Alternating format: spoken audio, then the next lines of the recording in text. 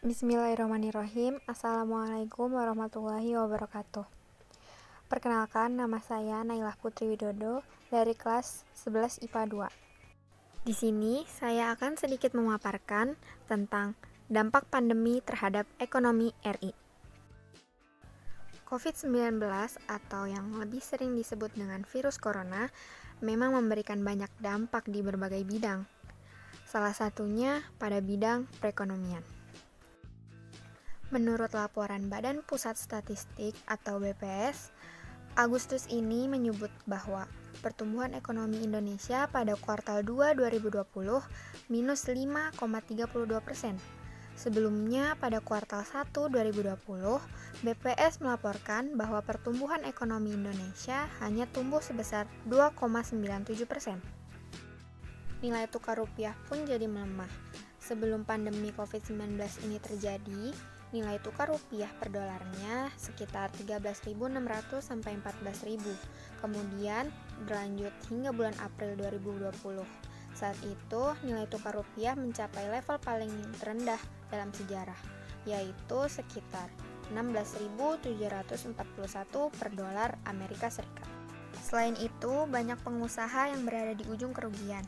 Akibatnya, banyak pula pekerja yang harus diberhentikan atau di-PHK.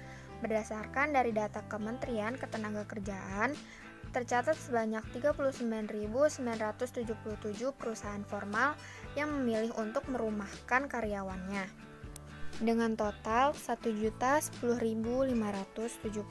orang pekerja. Aktivitas ekspor pun mengalami penurunan. Pembatasan aktivitas inilah yang menyebabkan menurunnya daya beli pelanggan dan menghambat aktivitas ekonomi. Di Indonesia, menurut data dari BPS, nilai ekspor per April 2020 mengalami penurunan sebesar 7,09% dibandingkan April 2019. Dalam perekonomian nasional, sektor pariwisata pastinya sangat berperan penting sebagai pemasukan negara, khususnya dalam mengurangi jumlah pengangguran untuk meningkatkan produktivitas negara. Tak lepas dari dampak akibat terjadinya pandemi, bidang pariwisata juga terkena dampak yang paling parah. Tentunya penurunan pariwisata ini akan berpengaruh juga bagi sektor-sektor lainnya seperti penerbangan dan perhotelan. Ada lebih dari 1.260 hotel yang harus tutup, yang akhirnya berimbas pula kepada 150.000 karyawan yang bekerja di bidang tersebut. Pada sektor penerbangan, dengan skala global akan mengalami penurunan di tahun 2020 ini sebesar 252 miliar dolar Amerika. Tak lepas dari dampak yang diakibatkan oleh pandemi, kemiskinan di Indonesia pun terus bertambah. Menurut data yang dirilis oleh BPS, kondisi kemiskinan pada bulan Maret 2020 sebesar 9,79% dengan jumlah orang miskin yang mencapai 26,42 juta. Ya, saat ini sektor perekonomian mengalami masa yang sangat sulit. Tidak hanya perusahaan-perusahaan yang besar, tapi juga rakyat kecil ikut terkena dampaknya. Sebaiknya dan seharusnya pemerintah bisa mengurangi daya beli masyarakat seperti penurunan tarif listrik dan BBM.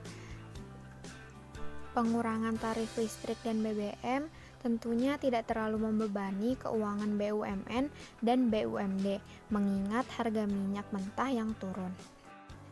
Untuk mengendalikan pandemi COVID-19 dan memperbaiki perekonomian negara agar berjalan beriringan memang tidak mudah. Jika hanya pemerintah yang bekerja memperbaiki semuanya sendiri, maka pasti akan sangat sulit. Dibutuhkan kerjasama agar dapat menyelesaikan semua dengan mudah. Untuk itu, berdiamlah di rumah dan hindari perkumpulan massa. Karena dengan ini, kita sudah dapat membantu pemerintah untuk menghentikan peningkatan COVID-19. Dengan begitu, perlahan semua bisa teratasi dan kembali seperti kehidupan semula.